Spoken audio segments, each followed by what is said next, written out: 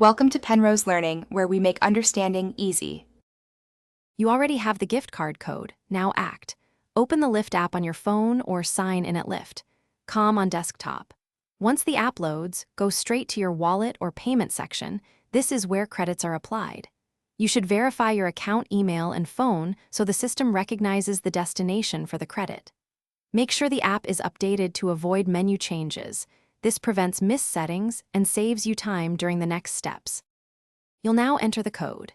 Tap Profile then Wallet, or on desktop choose Payments from the menu. Once inside, pick Add Gift Card or Add Promo Code depending on labels. Lyft sometimes uses different wording.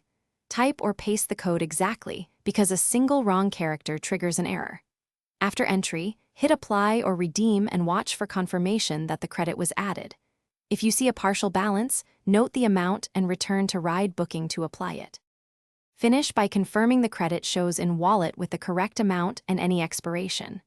When you book a ride, choose your gift card balance or credits as the payment option. This ensures Lyft applies it. If it doesn't appear, first force close and reopen the app, then re-enter the code. Sometimes the system lags.